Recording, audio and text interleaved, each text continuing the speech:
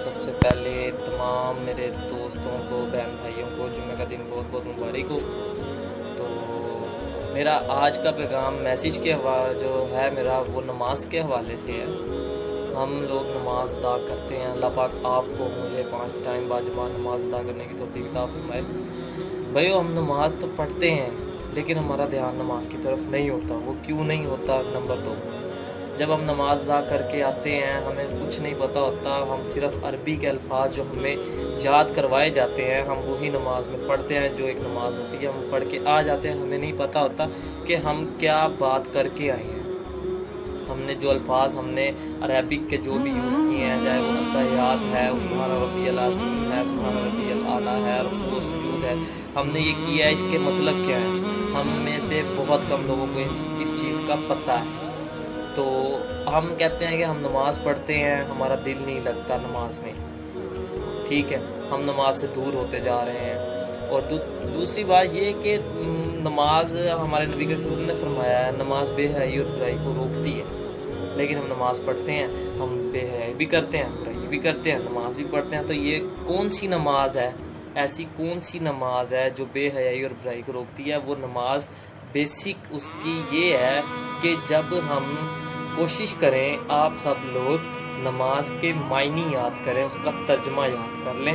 جب آپ کو ایک چیز کا پتہ ہوگا کہ آپ کیا بات کر رہے ہو تو نماز کا کیا معنی ہے، اس کو دماغ میں رکھ کے آپ جب نماز ادا کرو گے، جب آپ کوئی بھی الفاظ کا استعمال کرو گے نماز میں، تو آپ کو اس کا مطلب ذہن میں آئے گا۔ اس طرح سے آپ کا دھیان بھی نہیں بٹے گا، آپ کا دھیان نماز کی طرف ہی رہے گا۔ پھر آپ کو پتہ چلے گا کہ اللہ پاک سے میں کیا بات کر رہا ہوں، اور آپ کو ایسا فیل ہوگا کہ اللہ سے ہم خود ہم کلام ہو رہے ہیں اور اللہ پاک ہمیں اس کا جواب بھی دے رہے ہیں، تو آپ کو ایسا فیل ہوگا۔ تو ہمیں چاہیے کہ ہم نماز ادا کریں، ٹھیک ہے، اور نماز کے معنی بھی یاد کریں،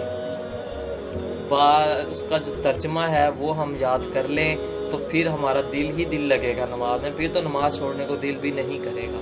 میں خود اس چیز پر کوشش کر رہا ہوں کہ نماز کا ترجمہ یاد کروں۔ جو التحیات ہے وہ درود پاک ہے، دعائے قنوت عائشہ کی نماز میں آتی ہے، اس کے بعد رکوع سجود ہیں۔